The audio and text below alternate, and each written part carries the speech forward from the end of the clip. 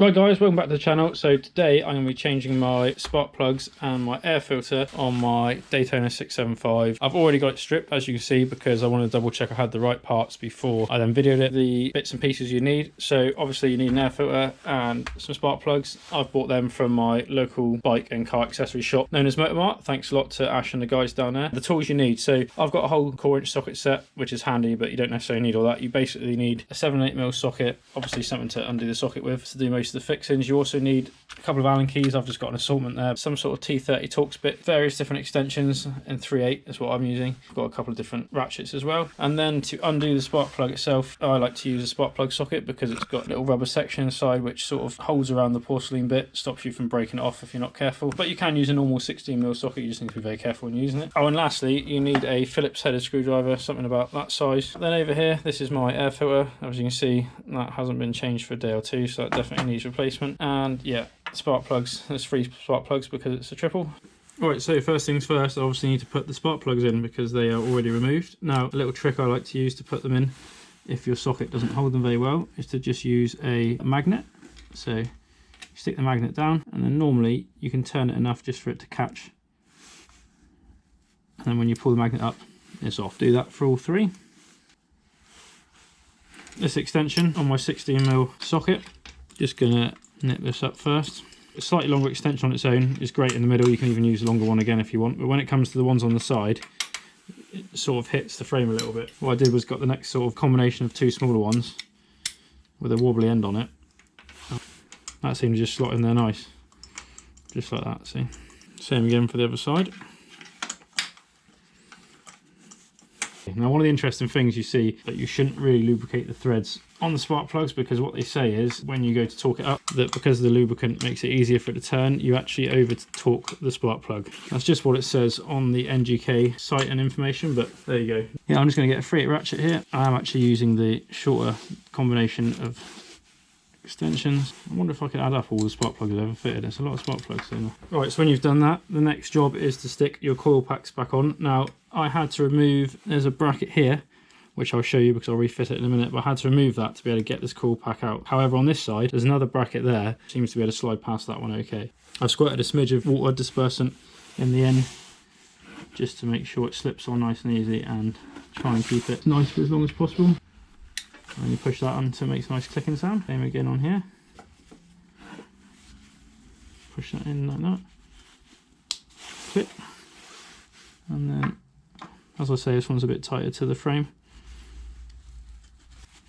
And a nice clip. They are only a push fit. The rubber around the top of the coils is what sort of holds them in there. I'm surprised they don't just have a little screw actually on each one, just a little like 8mm screw, just so they definitely can't come off, but never mind. You can't have everything. Bracket here, which I think holds part of the fairing. This will be the only part that's different to maybe yours than mine, because my bike doesn't have a fairing. This bracket might hold something different on yours. I think it is part of the fairing it holds, or it might just be for the indicator like mine is. But basically, you've got 2 bolts, and these are the Torx, T30 Torx, but if you don't take that out, you don't take that bracket off, that coil pack there seems to catch it. So rather than damage the coil pack for the sake of 2 screws. Now, depending on how your cables are laid out on here, your throttle cables, this might be slightly awkward. Worst case, it's only 2 10mm there. You undo them back and you can move them right out of the way, but you don't need to. There's one done up there. Take the extension off.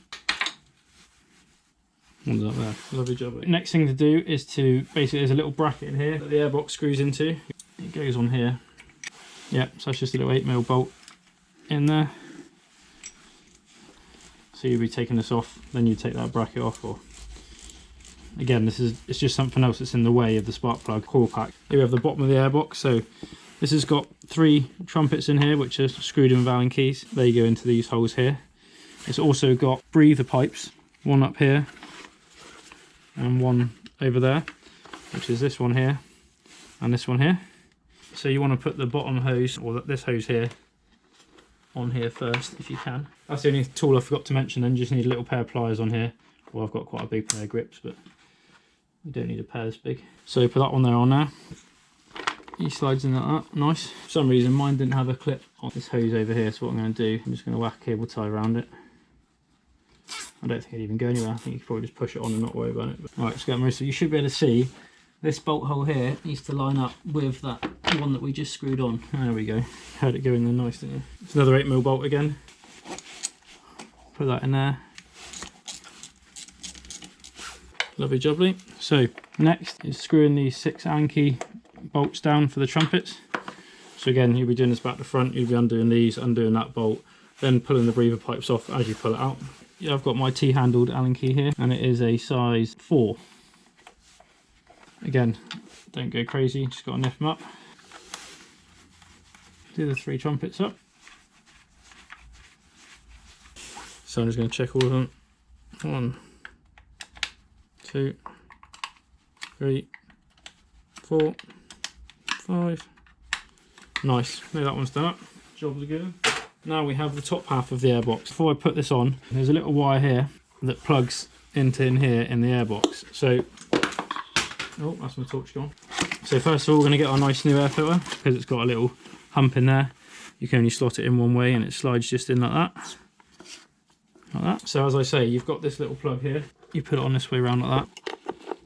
You flick the little tab up in behind. And in she goes. Plug the other plug in that's in the top here. You've got to make sure that it fits on the side here, because there's a little slot for where it goes. What you have then is a load of small screws. So I put them all in a little tub. So yeah, they're all 7mm, and this would be a lot quicker if you had a little air gun. Right, so you put all those on. 1, 2, 3, 4, 5, 6, 7, 8. 8 of those. Next up is getting these injectors sat back in this hole. It should just slot in nicely there. The Phillips screw I was talking about using is basically for these. So you've got 2 Phillips bolts on top, another back there. 1, 2. So you've got a small bolt that needs to go in here, which is another 8mm, same as what was in the airbox. Sorry, 7mm. I seem to like these screws. Can only really sit in one position the way that they've mounted it there. Each of the injectors, so 1, 2, you've got this little plug up here, which is probably for a map or MAF sensor. 3, so you've got 3 of them plugged in, nice. And then as I say, you've just got this cover for the ECU. A deep 7mm on here.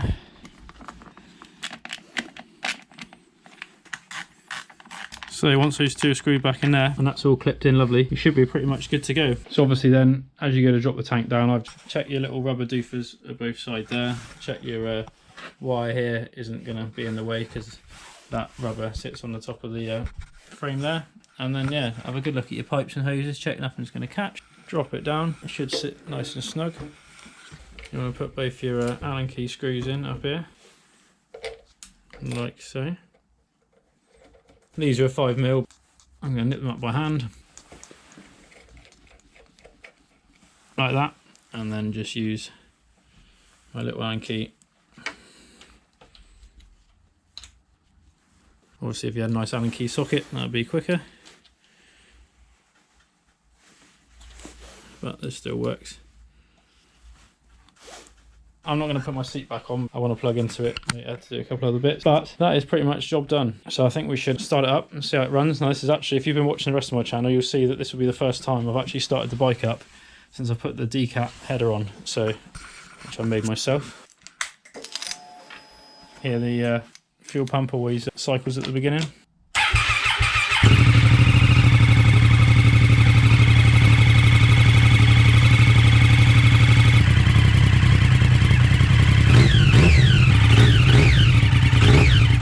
Thanks for watching, guys. I'll see you in the next one.